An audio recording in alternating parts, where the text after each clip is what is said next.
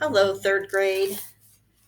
We are on page 136, chapter 17, Growing Up and Goodbyes. The next morning, Mrs. Darling walked into her children's bedroom. There they were, her babies, sound asleep as though she had never left them. For a moment, she thought she must have imagined leaving them in the first place. If it were not for Mr. Darling asleep in his kennel, she would not have been sure. Of course, the children were only pretending to sleep. Unable to stand the suspense any longer, they leapt from their beds screaming and ran to hug and kiss their mother. At the commotion, Mr. Darling crawled sleepily out of his kennel. Nana came running into the room as well. Outside, watching the Darling family reunion from a nearby tree, a little boy named Peter Pan shed a tear. He would never know such happiness, he thought. The other lost boys were a different story. They had hidden themselves downstairs. Wendy had hidden them downstairs, but she summoned them now. She made them stand in a row in front of her mother. She wished they were not all still wearing their pirates' clothes.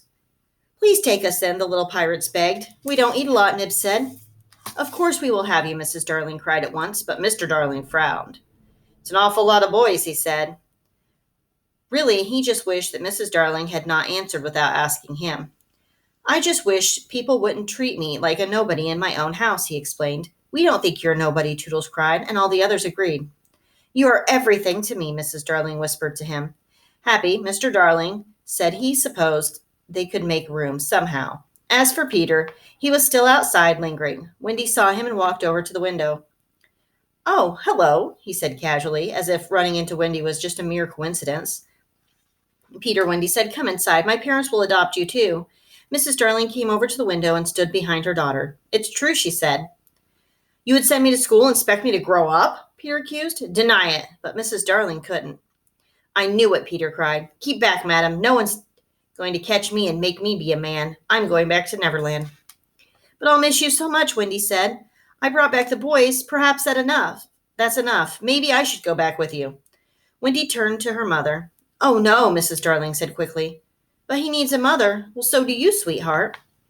Mrs. Darling could see that her decision pained Wendy and Peter, and so she agreed that Wendy could return to Neverland for 1 week a year to help Peter with the spring cleaning.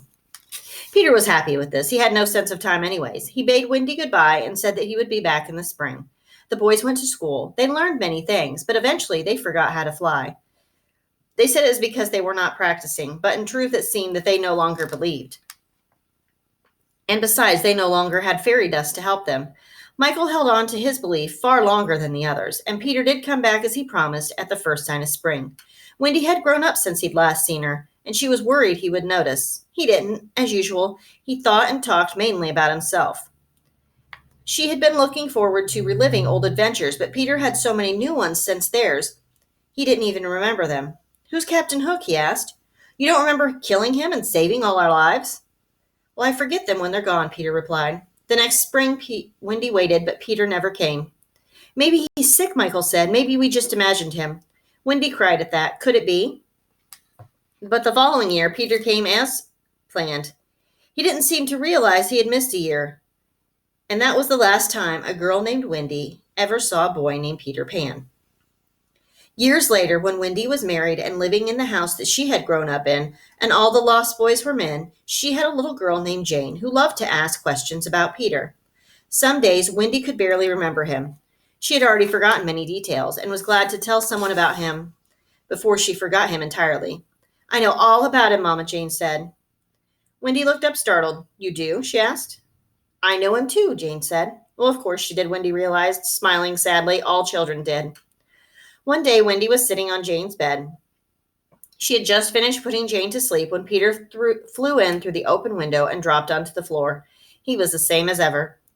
"Hello, Wendy," he said, as though no time had passed. "Where are John and Michael?" He looked down at Jane. "Who's that asleep?" "Peter," Wendy said gently. "That's Jane, my daughter. You two have already met in her dreams, if I'm not mistaken."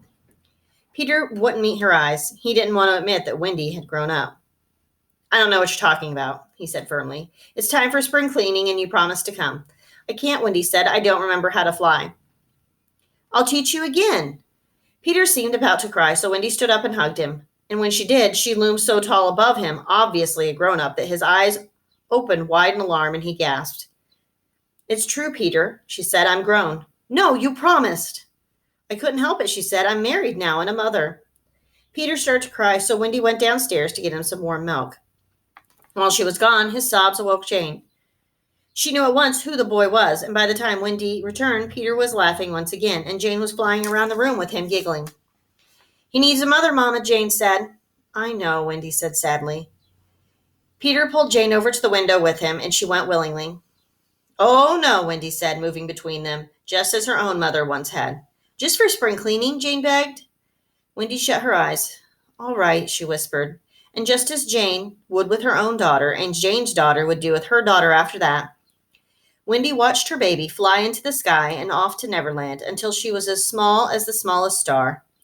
Then she turned from the window and she whispered, Good night to Peter and to Jane and to you. So that is the end of the book.